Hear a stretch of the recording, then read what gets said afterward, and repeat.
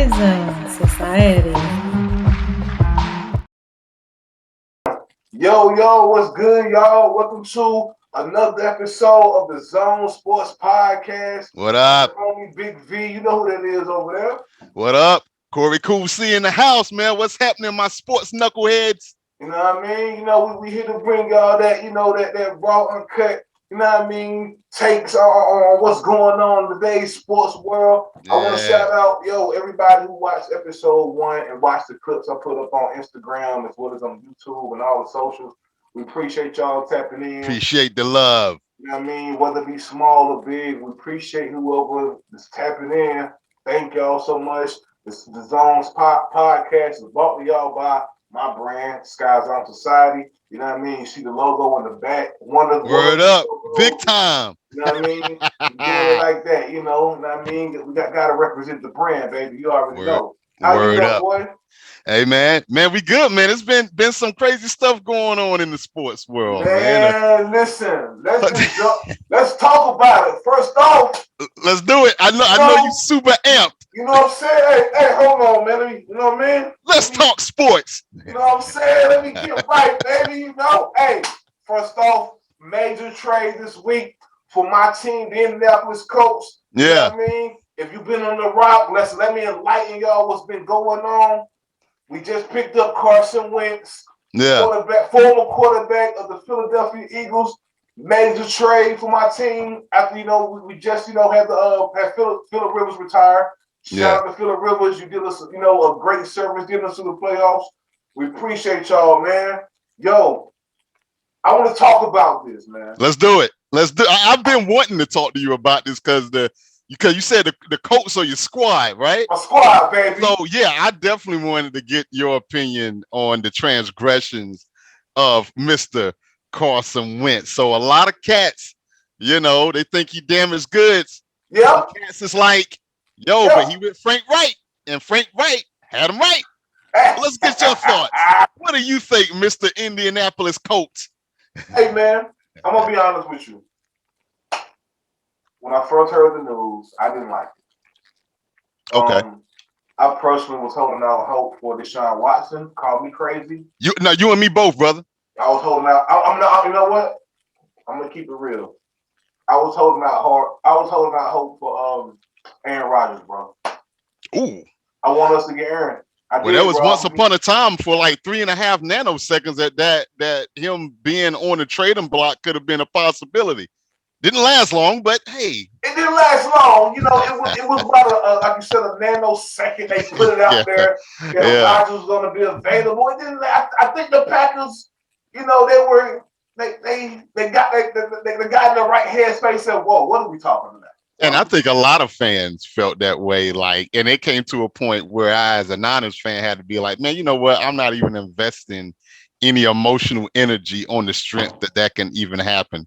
Absolutely not. Because of the simple fact of that Green Bay would have to release him and basically say, hey, he's even available for trade, which is the same with Deshaun Watson. But you go ahead. Didn't mean to interrupt. And good. I was holding out hope for Aaron Rodgers. You know what I mean? Obviously, it's not going to happen. We got Carson Wentz. And at first, I had to sit with it. Yeah. And I said, hold on, man. This is good. This is good. I'm going to tell you why this is good, in my opinion, man, why I like it. Break it down. Bro, let's, like you said, people are calling Carson Wentz damaged goods. Yeah. I get it. Let's start there. Let's talk about what he did up until the last year or two. Yeah. 2017, the stats was off the charts. Yeah. You know what I mean? QBR was great. I think he might have threw for like maybe 30 touchdowns or so. I'm not sure. Somewhere around that ballpark. Yeah. Hell of a year. Let's not forget he's a champion. Let's not forget he's a champion. I think a lot of people forgot that this guy actually was part of getting the Eagles to that. It wasn't all Nick Foles. Yeah. I think people forget about the tear that Wentz was on that season. Yeah. I think people really do. Because he got hurt. And then we saw Foles and all this glory in the Super Bowl, throwing TDs. The man got a statue. The man. out in front of Philly. Your boy Nick Foles got that statue. Yo, that's a conversation that we definitely need to revisit again about that statue. I mean, cause we gonna skip over that for now. Yeah. But man, I think people forget about the tear he was on that season. Yeah, he was on. I really think people forget about the tear he's been on ever since he entered the league. I think people forget about he's no, you know, he's no stranger to being the underdog. Yeah. Do you know what college he went to? A lot of people don't because they ain't even heard of it. You know why? Because it wasn't a major college at all. What, North Dakota State? That's North Dakota State. Shit, that's not even a typical D1, if I'm not mistaken. It might be a D3. It's a D something, but it ain't D1. Nah, it ain't.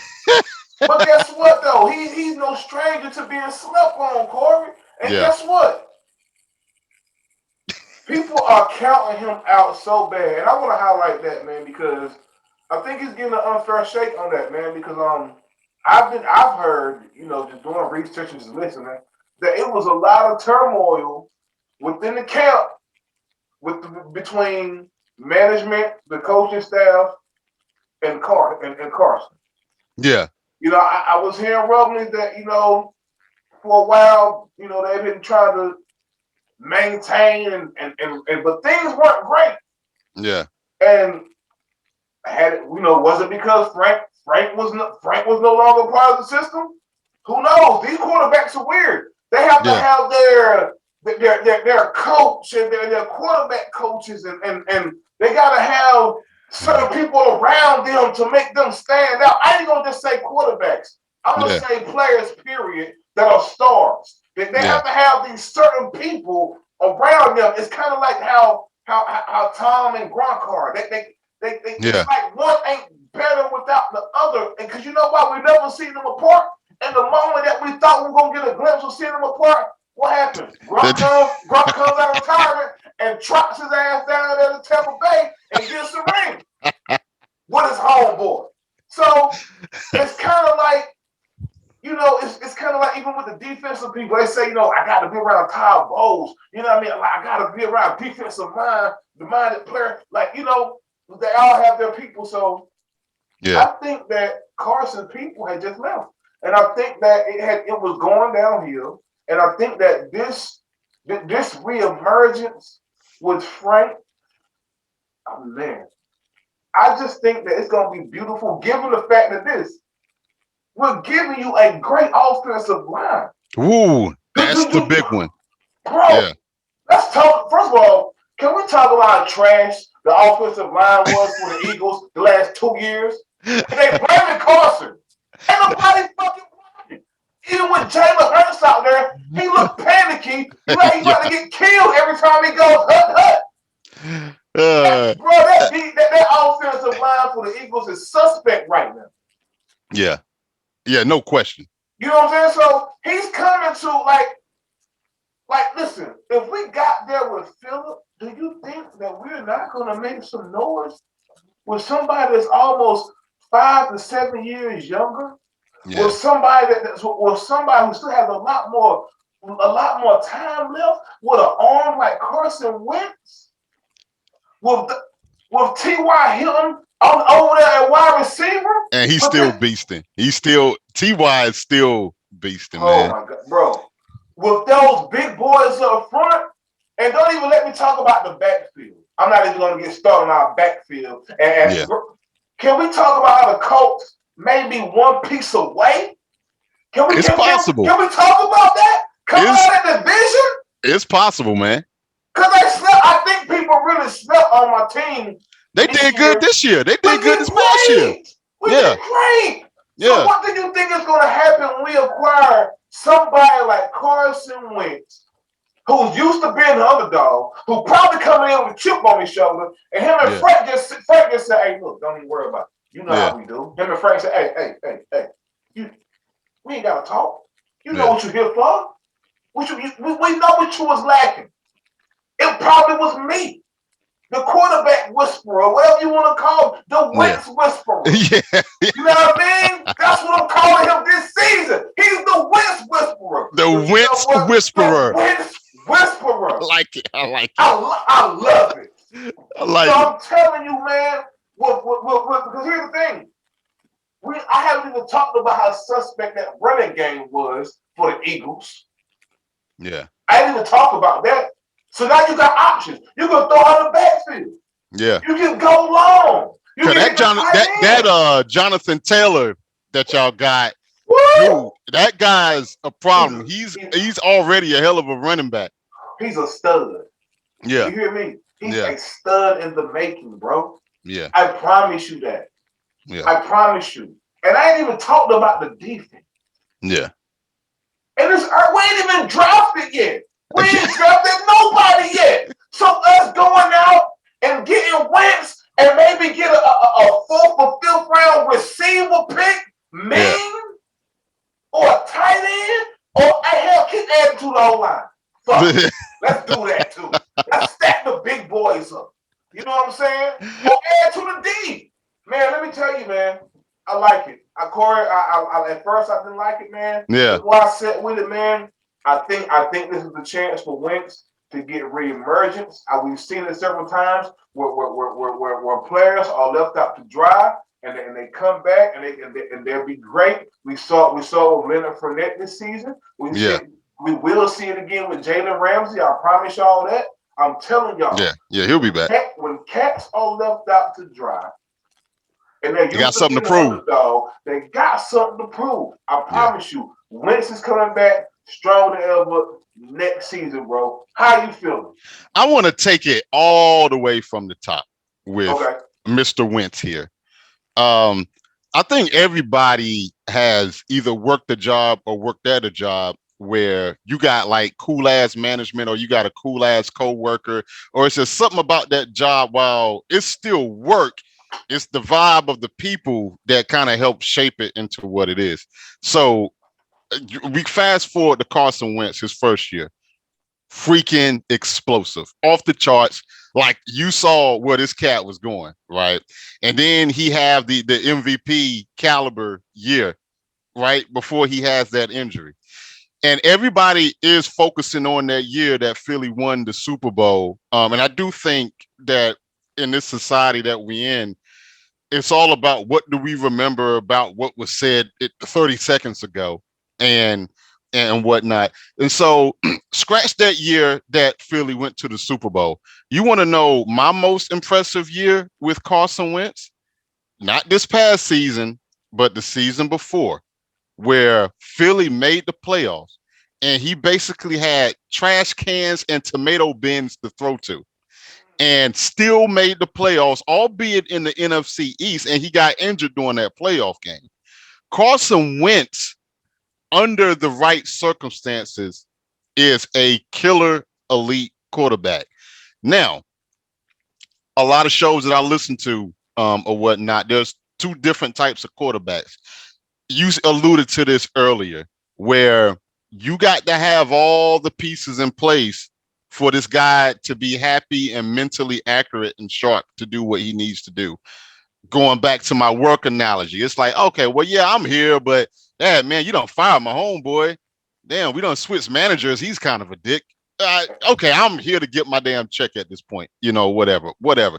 So you had changes. You almost saw it immediately when Frank Wright left or whatnot. But what he did the year before last, making the playoffs with I can't name them wide receivers now, right? So let's get back into the two different types of quarterback thing. You look at somebody like a Deshaun Watson, right?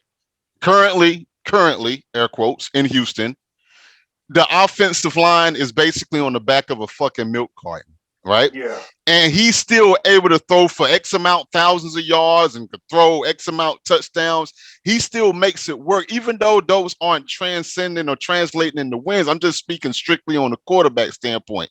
And then you look at someone like Jared Goff, who I think is overrated, but because he had that offensive line with the Rams and how he had a nice defense or killer defense with Jalen Ramsey and Darnold, he's going to get props, a lot of props for that Super Bowl year. That they made it, even though it's like even though I like to say a lot more of the defense on that. So Carson Wentz to me isn't a guy who can make lemonade out of lemons. You got to have something there. Now, that being said, a lot of quarterbacks are like that, right? You got your Deshaun Watsons, you got your Russell Wilson. Those guys could still suffice with a crumbling offensive line and still keep you in the damn game. That's not for everybody. And I'm not saying that he should even get dinged for that. But let me tell you something. It's like you said it. It's about the do-over. And look, do we got something to prove? Hell yeah. And to your point, like you said, NFL players with something to prove, those cats, you're either going to see something extremely quick. Either way, good or bad, you're going to see if it's going to be a good decision fairly quick. I'll say give it the month of September, maybe tap dance in October of this current year. You're going to know it real quick. Or whatnot, being that they're able to have OTAs what they should be able to do this year.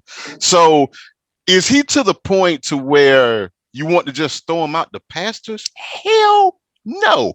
Now, what comes into play with this whole trade thing was the money, which I get. That I can't remember how much of a dead cap hit, but they said it is the highest in NFL history of a dead cap hit. I want to say that shit was like around like in the 30s, upper 20s, lower 30s, if not the lower 30s, something like that, dead cap. So I think that was the bigger issue. And the fact of, well, damn, when you last saw him, he was a shell of himself at best under any circumstance, so I do understand the reluctance, but should he be thrown away?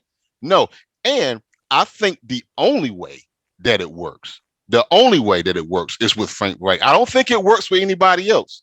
I really don't. Tom Brady is an anomaly with that, where he could kind of become his own system, his own anomaly, and do all that stuff there. So with him having something to prove, I'm expecting a real big year for Carson Wentz. I really am. And I think he's going to have a good season because, for one, Colts is one of the most stable franchises in the NFL. Yeah, y'all owner Jim Irsay could be a little nut when it comes to Twitter and stuff like that. But I'm talking about historically, when you look at franchises, how well ran they are, things of that. He couldn't have went to a better place with the Colts. Everything is there.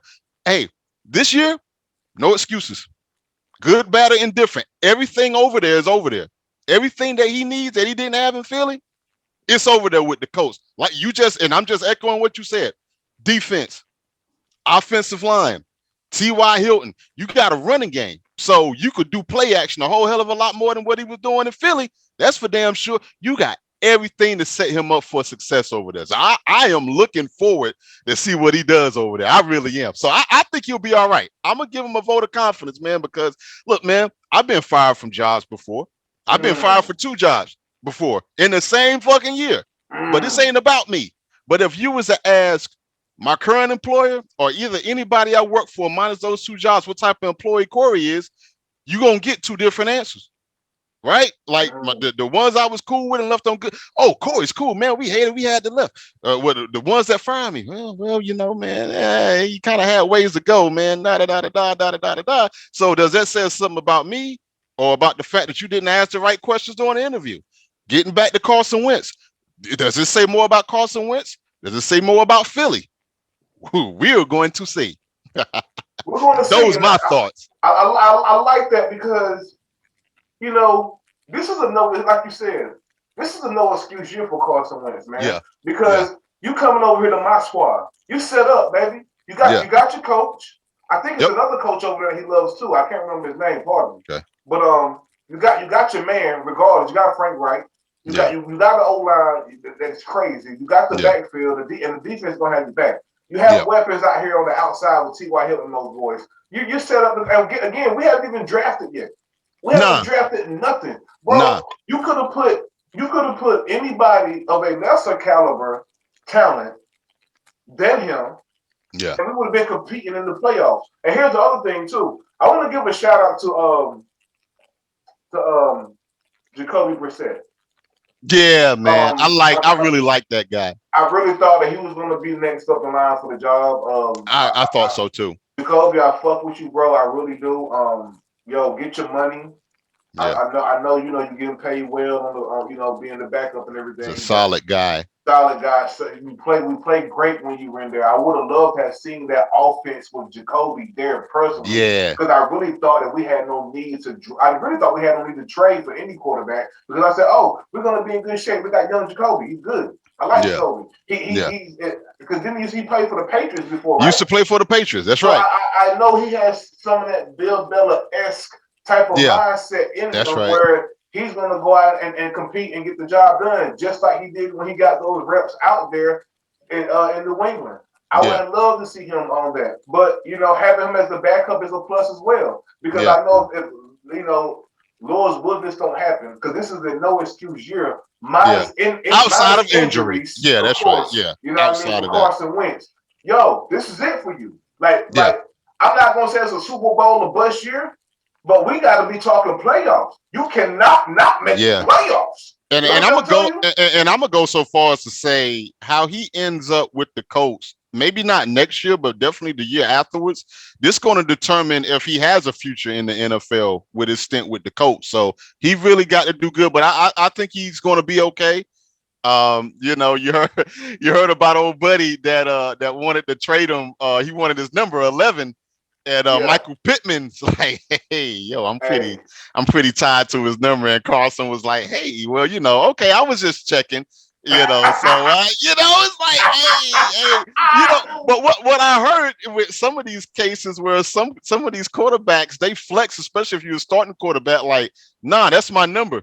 You know what I'm saying? And I'm like, well, no, I always thought whoever had it first is theirs, you know, whatever. Like I've heard of people either playing for it or selling their number or something like that. But Michael Pittman Dream was like, oh no, number 11. This is my number. You're gonna have to get another one. And Carson's like, hey, you know what, man? I'm gonna get another one anyway. I just want to shoot my shot. So, you know, but some people will look at that and be like, well, how dare he have the audacity? I'm looking at it like, well, at least he asked.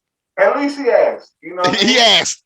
You know, I mean, because let's be clear. You know, Carson, you're not the guy to come in and throw your weight around. You know Aaron Rodgers, you know Brady, baby. You know what I mean? Like you can't go up in there and be like, yo, and they be like, yeah, like you know, Brady can go up in there and just be like, yo, Yeah. and like, oh my bad, everything is yours. Carson can't just go in there and that locker room and say, yo. They gonna be like, nigga, what the fuck do you want? You want to fuck up a locker room? Just go ahead and demand you give me number 11 or else. You know what I mean? No. Like, we respect the fact that you are a champion, Wentz, but no, Yeah.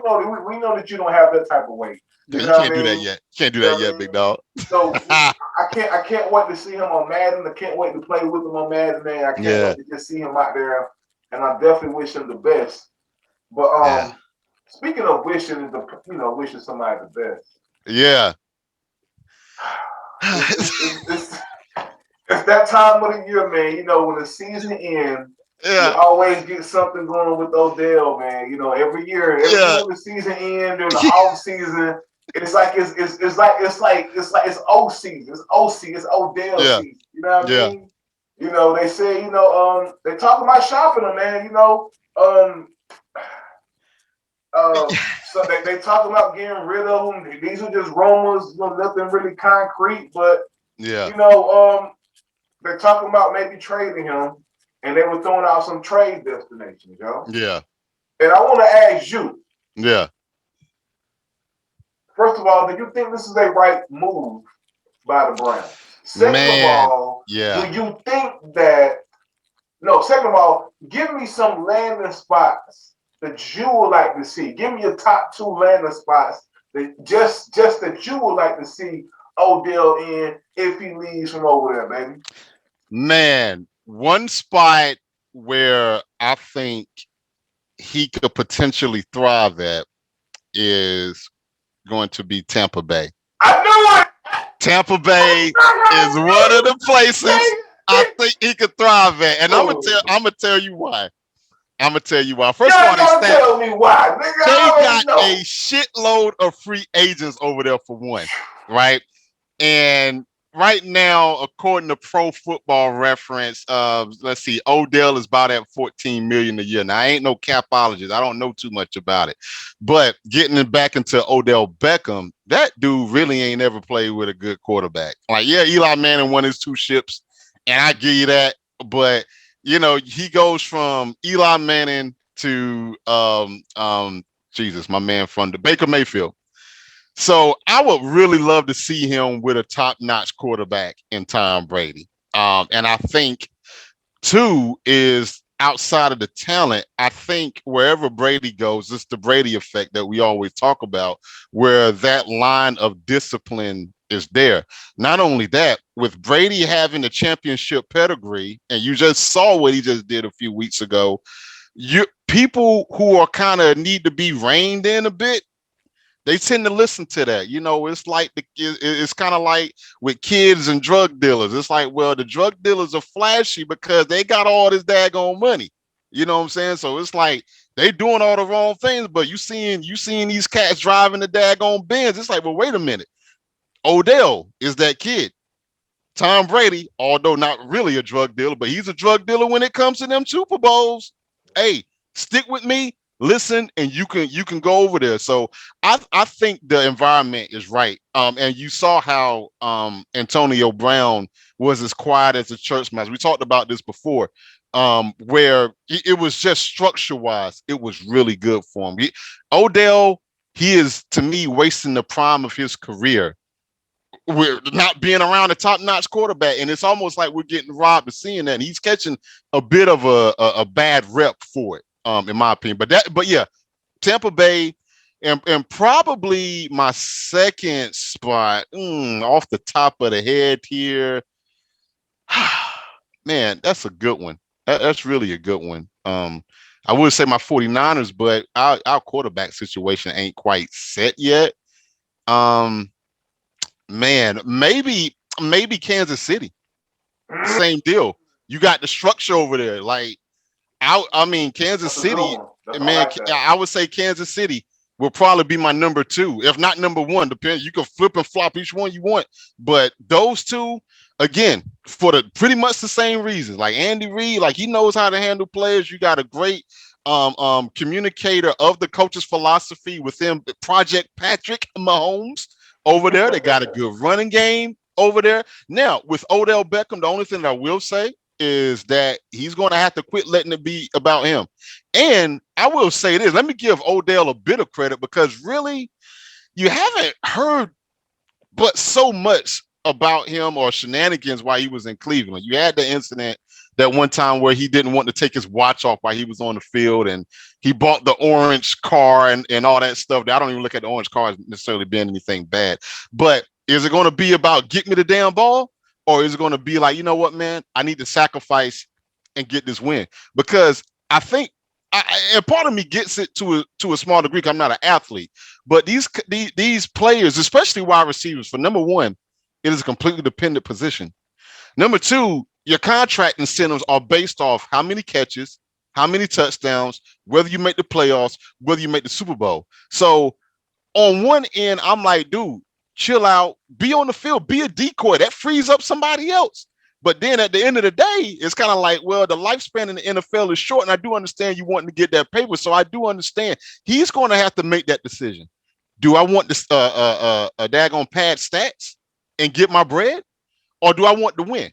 Now, to me, when he was with New York, it seems like he was frustrated at the inept of not being able to win. Or whatnot. So it kind of sucks for him this year that he got injured with Cleveland finally making the playoffs. Yeah. But it's up to him, because Antonio Brown was like, man, you know what, man, if I only get 4 targets a game, fuck it. Yeah. Is he going to be okay with that? Because those two teams, dude, they could care less about your stats. It's all about that position and that time in the moment where, coverage is dropping back. If they rushing blitzing safeties, if they dropping one back, cover 1, cover 2, cover 4, all that stuff. It's dependent. So it's up to him. It's up to him what he wants to do.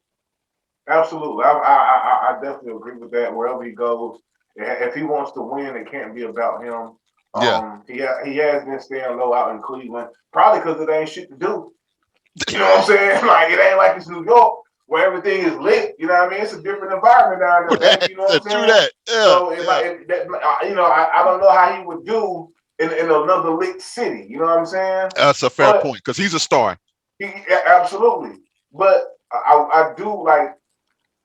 It's kind of like I kind of like hate him leaving Cleveland because I like Baker Mayfield. Definitely Baker Mayfield fan. I like him too. Yeah. I think he got a lot of upside, man. You know what I mean? I would love to. You know, it kind of. It kind of hurts because you can't say, well, just give Baker time because Odell doesn't have that much. He doesn't have as much time as Baker has. You know what I'm saying? So I agree with you. It's imperative that he probably needs to get with an elite quarterback for these next few years. You know what I mean? Whether it be the likes of Aaron Rodgers or Tom Brady or somebody like that, I would love to see that. I'm with you. I would love to see him out in Tampa Bay. You know what I mean? Secondly, first he can come over to Indianapolis. You know what I mean? I figured that was coming, Wentz, baby. You know what I mean? Cause think about this with Wentz. You come over here, we can run that play action with you. Yeah. We can run that jet sweep. You know what I'm saying? I think you'll be good over there. You know what I mean? Little razzle dazzle. You know what I'm saying? We can make it work, baby. Little flea flicker. You know, Frank will draw something up. We got somebody like Odell over there. You know what I mean? So I would love to see him out there in Indianapolis. I know he wants to go somewhere warm. I know. Yeah. I get it. But you know what? I mean, y'all playing a dome though. That's a fact. I mean, I know you're probably just talking about generally with the weather, but as far as on play, I mean, shoot, I love to play in a dome. Absolutely. That kind of offsets the weather to me. Absolutely. But you know, if Tampa is calling, I understand the move. It would be a smart move. It would be it would be a great move. I personally hope that wouldn't happen. That means Tom Brady's chances of getting another ship is a sky high. Oh man, we ain't gonna talk about how much that'll boost his chances of getting a chip. But I think he would definitely look good out there in Tampa, catching some passes from Brady, but from any elite quarterback, whether it be Aaron Rodgers, like you said, or Brady, or somebody of that nature, man, or a young stud like Pat Mahomes. That would be crazy to see. Actually. Yeah. You know like that would be ridiculous to see, man. With all that speed, you know what I mean, that would be ridiculous. Yeah. I definitely I hope he lands in a good home because I fuck with Odell, man. Odell goes out there and gets it. He's another guy who I just think he got a lot more left than what's being shown right now. You know, I mean, you got to get that's what I'm saying. I mean, the way that he's a physical freak, the way that he could catch the ball with like 3 fingers in the NFL. I mean, you got like, I get it. Like, no, do they always translate the wins? Like, no, when he had that crazy catch in New York against Dallas, like, no, they didn't win the game, man. But I mean, he's almost a guy, even though he's not like a tall, like a Randy Moss is or something like that, man. Yeah. He's a guy that, again, you got to get him involved early or you might lose him. He's a rhythm receiver. And I think he knows that. That's why he itches to get the ball as much as he do. But you can't wait till you need him. You can't wait till he's like in the 3rd or 4th quarter and be like, oh, I'm about to start force feeding him. He hasn't worked that way yet. Now, if he is, it's something to be desired, but I just haven't seen it yet. Right. And I think going to a system with a quarterback with some tutelage who knows that about him would be great for him, man. You know, it's kind of almost disrespectful not getting him going early. Yeah, I mean, you got to figure out a way. And I tell you what, your boy Frank will be able to do it. That's what I'm telling you, bro. He can come over there, man. Come over and get with us, baby. You know what I mean?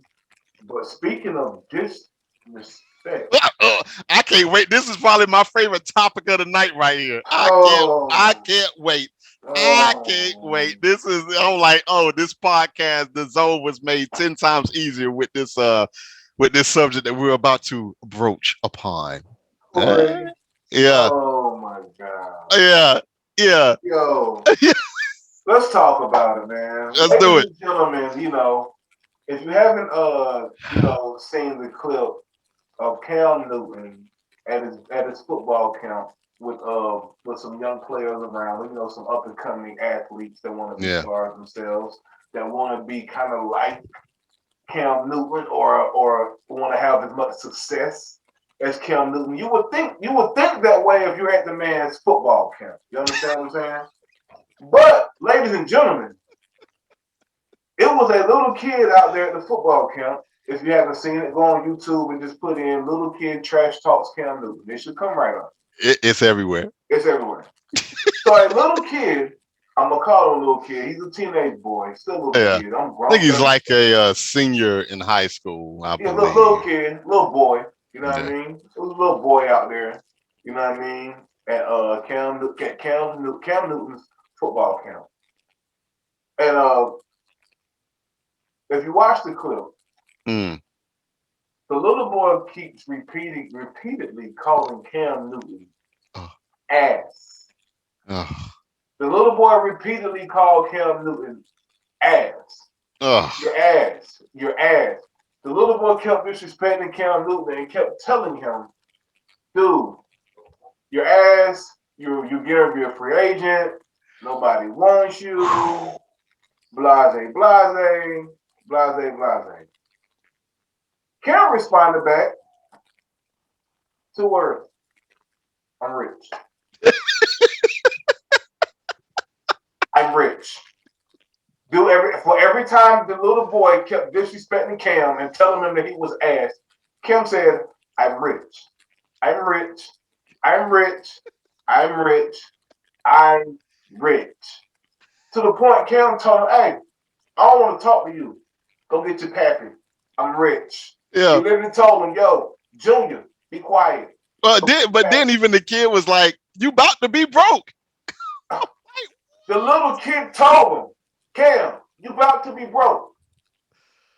I want to talk about this, man. The floor is yours. Yeah, I got a whole lot to say. Oh, man. I don't know where to start, so I'm just going to start there. Little boy, shut the fuck up. Let me start there.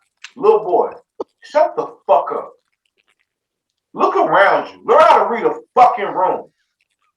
You at this man's football camp telling him that he's ass. First of all, watch your fucking mouth when you talking to greatness like Cam Newton, little boy. Little boy. Watch your mouth. Cam's right. Where's the pappy at to slap you across the fucking mouth and tell you to shut the fuck up, little boy? Where your pappy at? Where your mammy? Somebody should be there to tell you to shut the fuck up when greatness is talking. Because that's what Cam Newton is. He's great. He been great. I don't have to run down his stats for you, little boy. You know why I have to run down his stats for you? Because you're at his football camp. You know his stats. Like, you know his stats. So Cam Newton ain't ass. Your way of thinking is ass. Because guess what? You don't come up in no luck. I'm pretty sure it's called Cam Newton football camp. I don't know. Even if it wasn't. When you see somebody great like Cam, and you ain't made a goddamn dollar for your family yet, you ain't been to college yet, I don't even know if you got your little dick wet yet. I have no fucking clue. But I do know this. You a little boy. Little boys, we stay in little boys' places.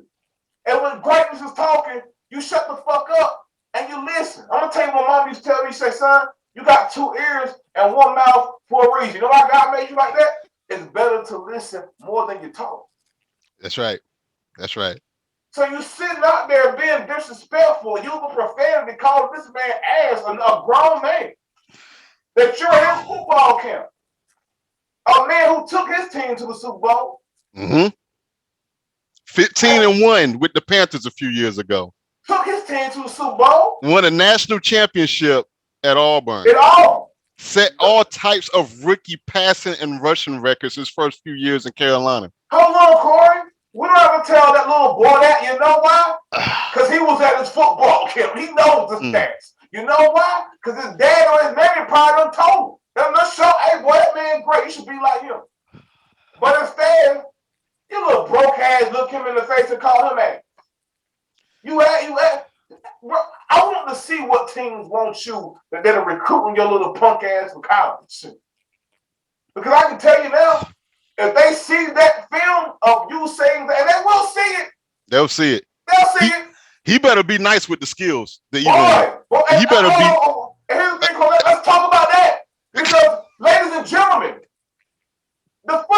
go. Another video surfaced of Cam said, "Hey man, I watched your team play, but I ain't see you do nothing." He said, what did you do? What did you do?" One of his teammates tried to interject and said, "Hey man, he got speed." Cam said, "I didn't ask you, was he fast? Ask him what did he do during the scrimmage?" Yeah. He couldn't produce a stat. I didn't hear him tell Cam shit that he did. I didn't even hear his teammates step in and say, "Oh, he caught 3 passes." Yeah. His teammates had a hush mouth. You know why? You know why? Because they smart. Somebody have raised them kids to say, "Hey man, when greatness is around, you shut the fuck up and you soak up game." Yep. Or perhaps common sense. They have common sense to say, "Oh, I'm at this man's football camp. Let me not be cussing at this man who is rich. He's rich enough to provide this football camp for my coach and my team. Yeah. Let me not disrespect the man who basically paved more ways for black quarterbacks." There you go. There you go. And again, yes, ladies and gentlemen, there was a little black boy that was calling Cam ass. I'm gonna be clear about that. Of course it was. Why? Of course. Why not? Why not? Why not? Why not, Corey? Of course it was one of us. I mean, he repeatedly called a man ass over 10 times. But it's funny. It just baffles the fuck out of me. The disrespect.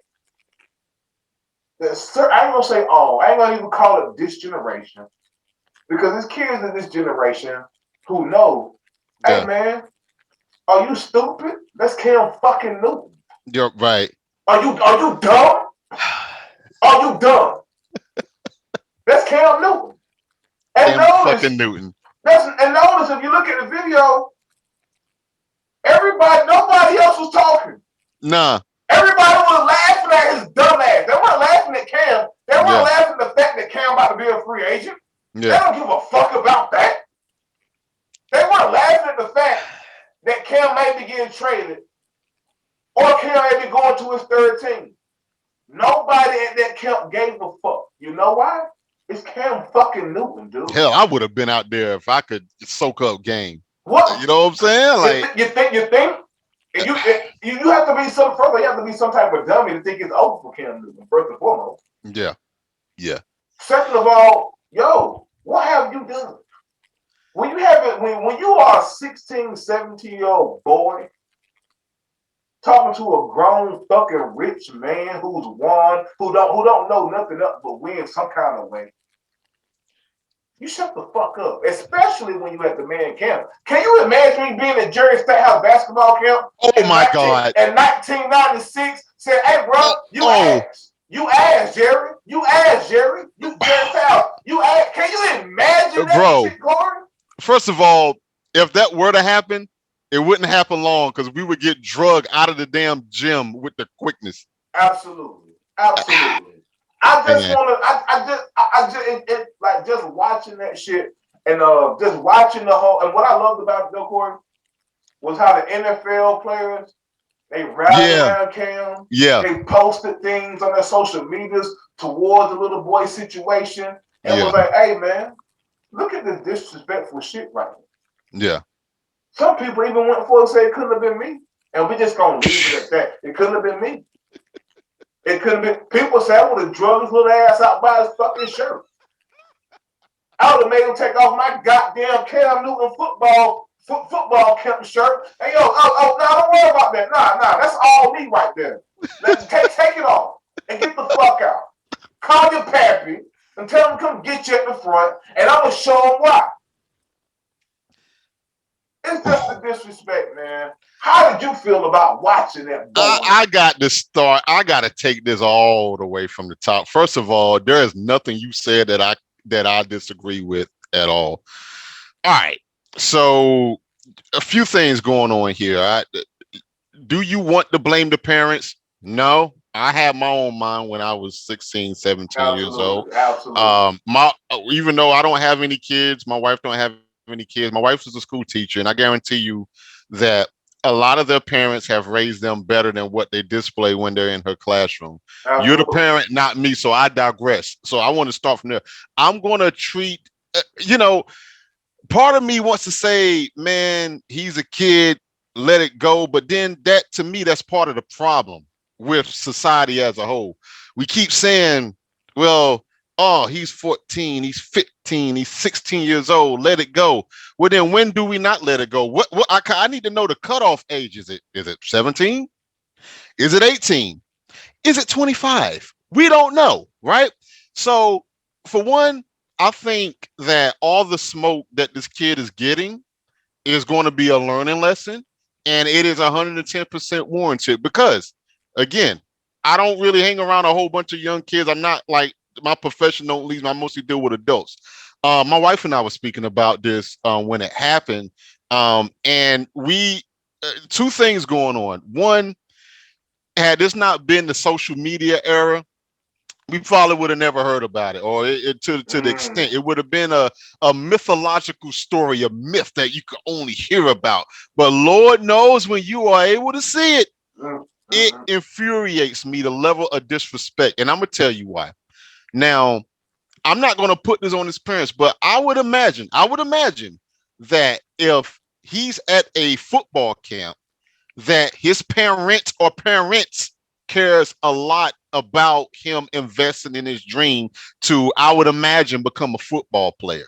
So I'm throwing the parents out of this one here. I was taught that, first of all, you don't disrespect adults, right? Now, I'm a little bit lenient. Now, I do understand that everyone has a breaking point. And I think that if Cam Newton was just picking this dude out and singling him out to something that's not even football related, and he's just racking on him on his haircut or whatever, okay, yeah, you got the right to clap back. You said it very well, very funny, but very true, that it don't even have to be Cam Newton. It could just be someone you respect in a position and a profession that you're trying to achieve. It could be I always look, I respect everybody. I give everybody a fair shake till I see reason not to, or whatnot. And I remember when I was younger, when I thought I was going to be taller than 5'8" or 5'9", that I wanted to play basketball, right? And so my dad was going to send me to a camp that they had at North Carolina, University of North Carolina. And money got funny and wasn't able to go, right? And I had looked forward to being around Dean Smith and a lot of the play. I want to say this was maybe like back in the early 90s, and I wish like hell that we could have gone, but hey, it didn't work out. And that's fine because stuff does happen. But I'm telling you, the opportunity that I would have killed just to dribble a ball on the Carolina Tar Heel basketball court or practice court. Number two, let's talk about this football camp because I don't know a whole lot about it, but here's what I do know. My understanding is in South Carolina.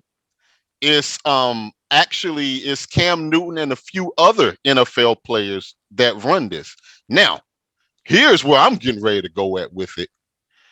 From my understanding, and someone may have to correct me if I'm wrong, Cam Newton, these other NFL players, they volunteer to do this. They are not getting paid to do this. They are doing this out of the kindness of their heart. Cam Newton, you may not like how flashy he is. You may not. And look, that man ain't without mistakes. Who ain't? I'm with my own as well. You are. Everybody is. But look, if this come from me, real quick story. I'm in the IT field as my 9 to 5 job. It is mostly white dominated, right? And so, in other words, I had to kind of carve my way to get into the field. And I'm not saying that it's a problem. I'm just letting you all out there know what it is for me and really for a lot of Black professionals, right? You're going to be outnumbered in your field 9 times out of 10. So I wish I would have had an IT person that I could have shadowed, especially a person of color that I could have shadowed and be like, hey man, look, you need to do this when you graduate. You need to do this. Do you got an intern under your belt? And look, a lot of cases with Black folks in particular, a lot of us are first generation people even going to college. So there is no blueprint before you. So you got to make your own mistakes. It took me 3 years to get in my field. Fast forward back to Killer Cam Newton. This man, as you said, is rich. So that whole broke shit and all that, stop it. Okay. Cam Newton's going to be fine. Don't act like he don't have or didn't have endorsements. Right. Cam Newton's going to be okay. You see these fucking European clothes that he wear, like whether they're given to him or whether he's purchased. Again, broke. I'll put it to you this way. Broke people don't wear shit like that. Yeah, that's all I'm saying. That's all I'm saying. So when you got someone telling you, they're trying to show you the ropes, man, you shut up and listen and you take it. Even if he was ragging on you, man, you take that shit because you guess what?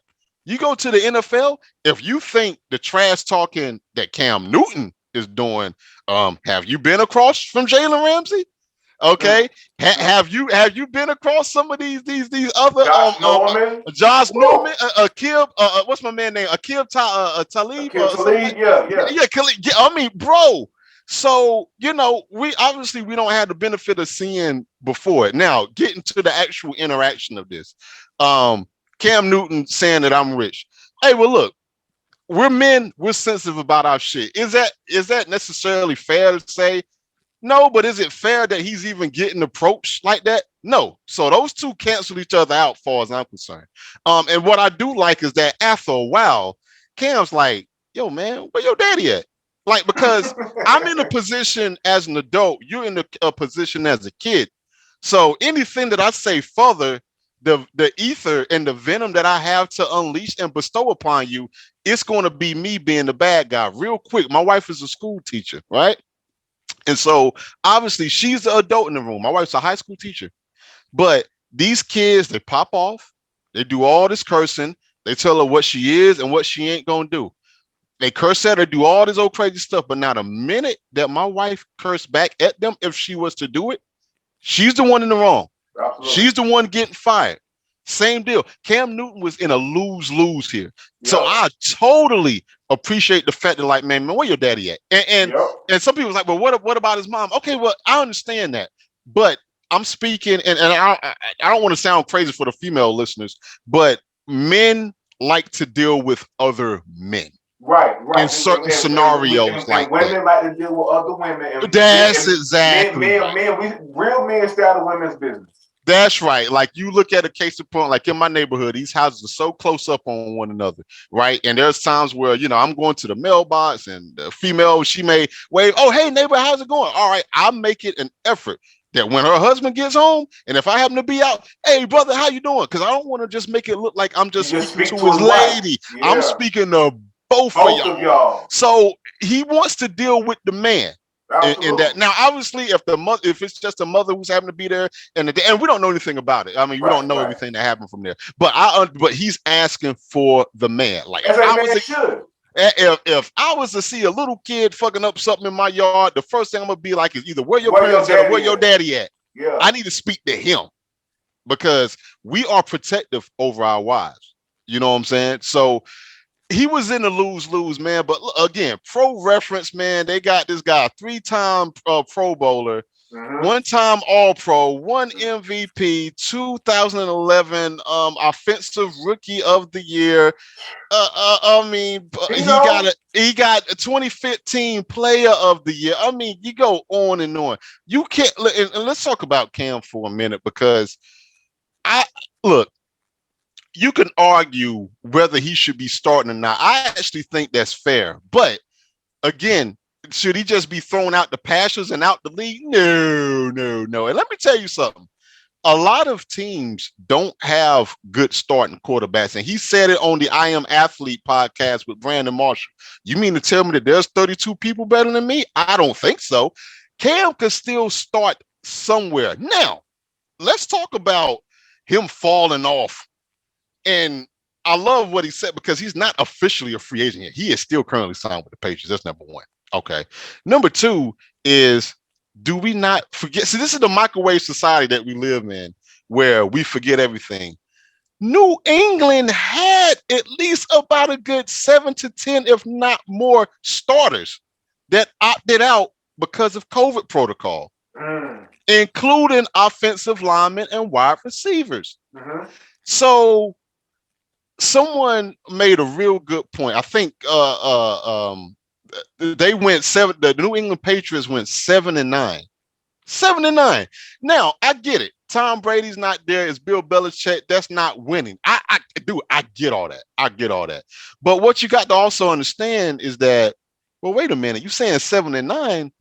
Man, Cam was out for about 2 weeks with COVID. Yep. So you got another factor. You had a man from Boston, not Jaylen Brown, Jason Tatum, who said that after he had COVID, he tends to get fatigued a little bit quicker. I told this to my wife when we saw Cam Newton play. Coming back from COVID, I'm like, man, he just doesn't.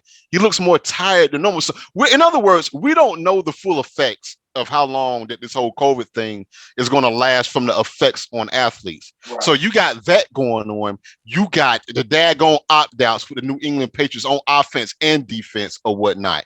There is basically no running game over there at all. All you got is Bill Belichick, and he ain't on the field.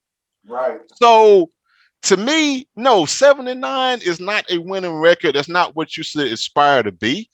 But I'll say this, given the circumstances, I think is pretty damn impressive.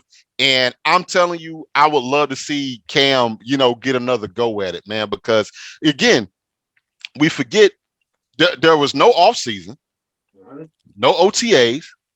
He's no preseason. He is learning everything. His preseason was the first the first month of football in September with everybody else. And you can argue that, other people figured it out. Well, look, again, once we start talking about, Tom Brady did it, Tom Brady is an anomaly, and I get all that, and you have to respect that. It was outside of Tom Brady and Tampa Bay, it was the veteran teams that thrived into the playoffs. It was your Clevelands. It was your Kansas City Chiefs. It was your Baltimores. These teams that have already been together pre-COVID. Those are the teams that thrive. So you're talking about Killer Cam. He got to learn basically a whole new language of football, a whole new offensive language in football. Because you think it's the same as it is in Carolina? Come on, give me a break. So we need to be careful before we just say this guy's just washed up and he's done and he don't belong to being on the starter for someone's team. Because I'm telling you, there's a lot of places that he could potentially go to be a starter. And he's better than most. He's still better than most. With Cam Newton in the game, injury aside, you got a chance, dude. So that kid, hopefully, the kid posted an apology on his Instagram.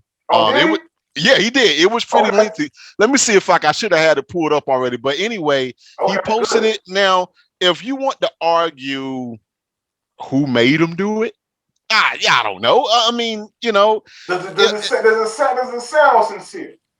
Or does it sound produced? To me, it sounded produced. Okay. Like you could tell that, you could tell somebody got in his ear. Maybe his parents or somebody like that got into it or whatever. And it was just basically, let's see if we got it here. I might pull it here. Sorry, guys, we on the fly here. But yeah, okay, let me see here. It was definitely graft or whatnot, and it was definitely super scripted or whatnot. Here we go. Okay. Let's see. All right, come on, computer, loading up Twitter right here. All right, so here's from the high school kid. First and foremost, I want to express my deepest apologies to Cam Newton, my entire organization, my coaches for my actions at the 7 versus 7 tournament this past weekend. I did not intend for it to get as far as it did. First, I like to start off by saying my parents never taught me to be disrespectful to people. As a football player, I let my competitive side get the best of me, and it was a huge miscommunication. It was in the midst of the moment, and I realize now how a lot of y'all took it as disrespect. I never meant to humiliate and let anyone down. I'm truly appreciative for the 7 versus 7 to even allow me to be a part of the community, allowing for me to be a part of the team that I'm currently on. I realize this could dictate my future as a young man, having very big dreams, goals, but it will not allow me to stop. But I will not let this stop me from getting to where I need to be. So again, I apologize, and I hope I could be forgiven or whatnot. So look, it sounds good, and only he knows how genuine this is. If he wrote it, good for him. I think once the smoke got to it, it's like, he had to do something. Now where he says, and I hate to be that guy picking this shit apart, but I got to pick a part of it apart. I let the competitive side get the best of me. The competitive side of what? You won't even on the fucking field. What are you talking about? No, hold on now. No, wait a minute. Now, I was telling my wife this. I said, now, if someone was throwing me the football and assuming that I'm wide receiver and Cam Newton is acting as a wide receiver, and Cam Newton pushed me down to get the ball, and I'm mad because it should have been me who caught it, and then this is how this whole thing started, that's a whole different ball game. Like, this shit kind of went a little bit further than where I wanted it to go, yada, yada, yada. The competitive side of what? Cam ain't even on the field. You're not even on the field. Not only are you not on the field, you're on the back. Cam Newton had to damn near take an Uber to get all the way to the back where this son bitch was at. So what? The competitive side of what? Of what? What? So look, I don't look again. Part of me is like, he's a kid. Right. Let it go. It'll be interesting moving forward or whatnot. But this is more of a generational thing. And like you said, these cats and adults too, they like to do so much shit for the gram. They like to do it for the gram. And you want this attention, you got it. There was some people like First Take with Stephen A. They didn't want to say the guy's name because he's a kid. There was other organizations that did say his name. And look here, if you want I'm not saying he's bad as like a Tekashi 6ix9ine just doing shit for clout and stuff like that. I ain't gonna go that far. But you wanted this attention, young fella, you got it. Because now you and I are talking about it. Mm-hmm. Everybody's talking about it. It's a hot topic, and it's going to be remembered forever. So I will say this: you better be nice on the field, son. You better be a damn 6-star recruit. Absolutely. Okay. Bro. So look, if you take it as a teachable moment, good. Fine. Nothing else to be said. But if he doesn't, if this is just a one of many, it'll be found out. It'll be found out. So you got his attention. Have fun. I'm gonna hit you with a golf clap. Yeah, man. And I hope he realizes that, all attention ain't good attention. Regardless of this age of where you think, because you want to be viral, you want to be seen, or whatever the fuck you want to be. I don't know. But I do know this, man. Like, yo, you fucking teenagers are the worst. I know because I was one. And I look at y'all, and people always say, cut them some slack. They kids. Yo, like you said, when does the slack cut off? Is it 5? Is it 7? Is it 10? Because I was always taught this, man. You talk like an adult, I'm gonna treat you like one. You act like that's what you're doing? Yeah. Okay, cool. So I have no problem with the people that's coming down on him. I have no problem with it. I don't either. I don't. I mean, because some not only just kids, some people just need to be made an example of. And I hope this is an example for the younger people that's under him or the same peer group to say, yo, this is not what you do. Yeah. This is not what you do. And I really hope that he realizes that, even though this apology is produced, and if you wouldn't have got caught, you wouldn't have, if your mom and daddy didn't get on your ass, you probably wouldn't have put it out there, or if the coaches, whatever, it wasn't genuine. They just call it what the fuck it is. You know what I mean? You embarrassed because people are tearing your ass up. Silly. Yeah. And I get it. I've been there as a kid. But this is definitely a teachable moment. It's a teachable moment. And I remember, even during the summers, I used to go to the Salvation Army. Yeah. And guess what, man? You cut up over there. They kicked your ass out. They kicked your ass out. You was out there. They kicked your ass out. Like, it won't know. Well, he's a kid. Just let him, not to say that you was permanently banned, but, they had a talking to with the parents. And whenever they decided to let you back, that's when they let you back. But the whole fact of, it was a little bit. I think it was a little bit tougher during our day where it was just kind of just. It was hell stern, and you learn, and it wasn't no. I'm so sick of hearing, oh, well, he's only this age. Let it go. Yeah. Nah, y'all young adults. I'm not letting it go. Y'all young adults. I'm not letting it go. Young because adults. And here's the thing, Corey. When you have kids, you'll realize this too. Yeah. Because I'm seeing it with mine. Like a lot of things that a lot of who we are stays with us throughout our whole life. Yeah. From this small to this big. Yeah. Certain things don't change about us. Yep. And if this man, if this little boy has been disrespectful from this big to this big, because this ain't the first time. This ain't the first time. He done this shit. It don't seem like it. The way you kept calling a legend ass several times. A legend. You feel me? And you kept making it, you kept making it seem like him being a free agent was such a bad thing. Hello, young man. If you know anything about free agency, you're a no agent. It is beautiful. Yeah, you're a no agent. Yeah, you're a no agent. And let me tell you something real quick, man. I know we got to move on. Man, if you was to just, even right now, stopping with the New England Patriots with Cam Newton, if you was to tell me that, you know what, Corey, in your football career, you want to do basically everything, all the accolades that we laid out for Cam Newton. If you tell me you're going to get to a Super Bowl, now you ain't going to win, but you're going to get there. You're going to go 15-1. You're going to be the face of the NFL for a couple of years, man. And you're going to make so much money, you ain't going to know what to do with. You're going to have a chance to give back to your community. I'll take it.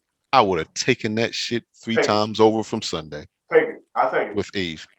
So Cam Newton, in our book, you ain't no failure, brother. I'm sorry. Bro, salute to Cam Newton, everything that you're doing for the community, too, that's not talked about. Exactly, because he popularized, even though Mike Vick popularized it, but cats ain't really know what they was looking at with Mike Vick. A lot of people didn't like Mike Vick.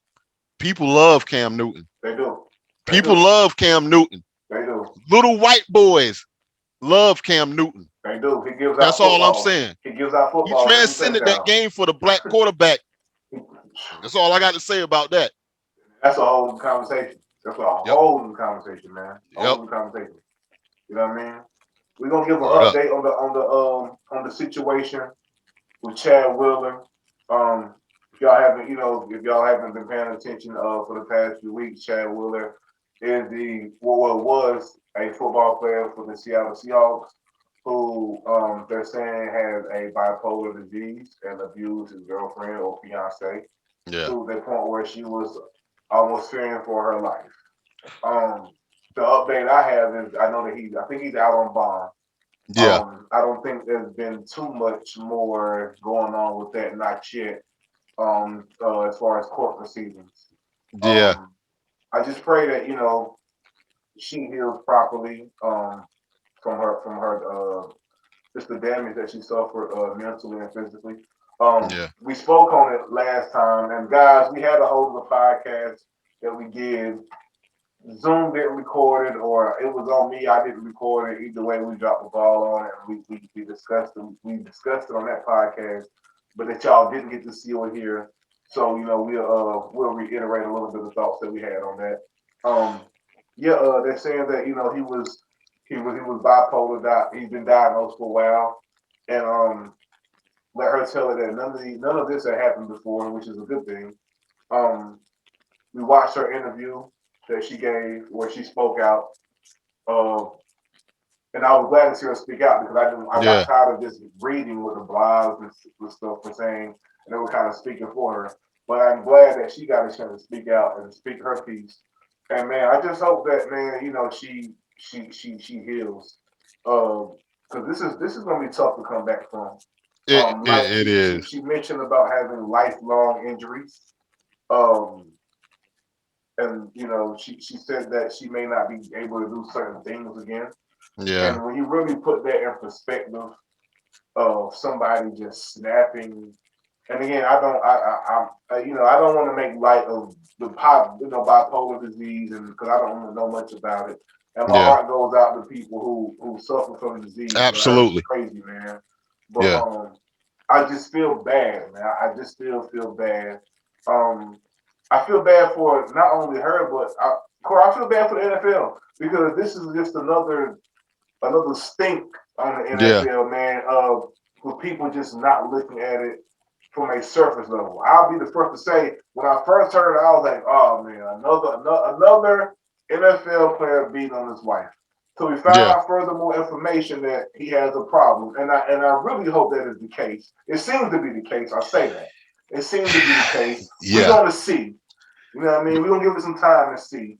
I hope it's the case and just not, something that they're leaning on to try to get him Yeah. off of this. You know what I'm saying? I really Yeah. hope I hope slash I feel bad that he had an episode if he did, and Yeah. I just hope going forward if he gets in another relationship that whatever caused him to just go into that mode, whether it be he didn't take his meds that day or he was just Yeah. taking half his meds. You know what I mean? Because I know some people do that. Some people feel like, oh, I don't really need the whole thing. I can just do a Yeah. little bit. Yeah. You know what I Yeah. mean? But sometimes you need all of that. You know what I Yeah. mean? Because Yeah. it messes with your chemical imbalance.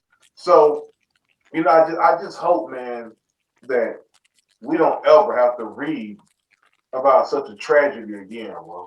Yeah, and I hope that he's really not using the bipolar deal to kind of get a leg up on this, because to me that'll even be just as disrespectful to people who do suffer from Absolutely. being bipolar. So only he knows the answer to that. He is set per Fox News. He will Yeah. make a court appearance for a hearing on March the 18th, and a trial has been set for June the 1st. Mm. TMZ, for what it's worth, they got a video out. It's a semi video of the body cam of the arresting officers Yeah, I saw showing that. up. Yeah. And it kind of cuts off, I guess, whenever they open the door. At least TMZ cuts it off. I'm not sure who cuts what off, but you're still able to hear most of the audio where he got tased and Right. things of that nature there for those who are into that. I listened to it. I don't really care to listen to it again, but it's out there if y'all want to see it. But yeah, court appearance March 18th. The trial is June the 1st. So Okay. we're not letting this go. No, like we told y'all, we will keep this under a microscope, regardless of who is or who isn't. You know what I mean? I really want to see. Will he do time? Would he get Yeah, off? Like, what is going to be the because the punishment? NFL is super duper quiet. Have Everybody you is noticed super that? duper You noticed quiet. that too? NFL Yeah, quiet about this. quiet as a church mouse. All you can see is a barrel of hay blowing through the desert. That's all you got on this situation right here with this Chad Wheeler deal. That Man, that kind of bothers. I hadn't even thought about that. I peeped it, but you know what though? I ain't even gonna say it bothers me because what do I expect from Roger Goodell? yeah. He's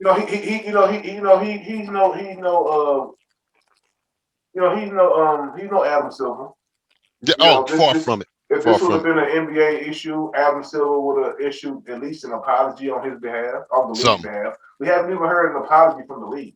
Yeah. Like I understand, maybe the Seahawks have issued. I don't want to hear from the Seahawks. I Yeah. don't. I don't I hear from just y'all. haven't I don't. heard anything from anybody.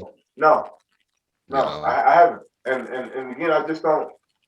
I understand, but I don't. Yeah. I know what it is by now. I know what it is. Yeah. And that's I know sad. what it is. That's getting normalized. Yeah, Like, yeah, oh, well, yeah, we don't expect for the NFL to do anything about it. yeah. And you know what? We're not even really asking for them to do anything about it. Just acknowledge the shit. Yeah, if this had, I'm not trying to throw anybody in the bus or paint any pictures, but if this had been Patrick Mahomes and his fiance, I Yeah. think we would have heard about this. Yeah. Like they would have been issued apologies and would have been issued all kind of stuff. You know what I And mean? let me tell you something, man. I didn't even know about this court date until I looked it up a few minutes before we started this podcast. Like literally. I was like, oh, let me Google Chad Will. And that's the thing, you got to Google it. You can't nothing. Again, I'm on No, ESPN.com and I got nothing, serious sense. I mean, I listen to sports talk nothing. all day I haven't heard nothing, long. Corey. Nothing, nothing, Nothing. nothing. Haven't heard nothing, Corey. Nothing, Yeah. nothing. But well, ladies and gentlemen, you will be hearing about it on this sports podcast because we will be keeping y'all up to date on this thing, man. We're Yeah. on top of it. We got a microscope on it. You know what I mean? Every Word podcast, up. we plan on giving y'all an update on this Chad Wheeler situation. with his fiance and the hearing and everything, and we're gonna keep y'all updated. You know, we're Word gonna up. keep y'all updated, man. For real. Absolutely. We're not This is letting it important. go. No, we're Not not. letting it go. We're So not. that, and I tell you what, real quick, man. Prayers up to Tiger Woods and his family, Absolutely. man. Killer, Please. not a killer, thank God, but a bad car accident. Yeah. Out on the Yeah. west side. So prayers up to him, man. So Yeah, President Tiger Woods, I heard about that probably hours ago, man. My wife told yeah, me about it. They said they had to get him out of the club, the jaws of life. yeah, Anytime they use the jaws of life is not good, man, man. And yeah. thank God he's still alive. There you go. You know what I mean? That's it. Thank God he's I'm still happy alive, with that. man. I'm happy with that. Whether he swings another golf club or not, I'm happy with that. Absolutely. He don't, and I heard he was trying to get trying to get himself in shape time enough to make the Yeah. Masters. And I feel like, and I'm not even gonna say that. I'm going to just say this. I'm glad that I hate the fact that he's in the car accident, and I hate the fact that he has his injury going on and all that. But Tiger, I'm glad that you won't be able to compete in this racist ass Masters tournament. I'm so glad. Yeah, Fuck the that's right. PGA. It's still That's fuck right. the PGA. I always Yeah. believe fuck the PGA. No, you don't need to play no. You don't need to play no fucking slave tournament to show that you're great. You have several green jackets. Go put one on. Take your pick. Fuck it. No, Yep. rest up, brother. Yep. No. Word up. Get your No. rest, brother. Get your rest, man. You don't need to play for no more on slave plantation. No, you Word better up. than that, Tiger. No more. No. Yep. No. Yep. Man, y'all tune in every Saturday for this podcast, bro. Every Saturday on the Skyzone.Society network and on SoundCloud. You know what I mean? I try to put it out on that SoundCloud a day early. You know what I mean? On Friday, so when you at work, you're moving and grooving, you in the car, you just throw it on and listen. You know what I mean? Got Just you. throw it on and listen. You know what I mean? Tap into the Zone Sports Podcast. Other than that, catch us at 8:30 on Saturday mornings, man. Every week, we banging y'all out with the latest Got you and covered, greatest baby. of the sports news, baby. Bringing to y'all, man. You know what I'm saying? And so we doing, man, the Zone Sports Podcast. You know what I mean? Sponsored by Skyzone.Society. You know what I mean? Corey, I always appreciate you, baby. You know Man, what you I know I mean? got you covered, man. I got you covered. This is my addiction right here. I love this. Absolutely, absolutely, bro. I'm gonna see you next weekend. All right, man. Peace, my brother. Y'all Peace, stay up. Y'all bro. have a good week. Enjoy your Saturday. Y'all be good.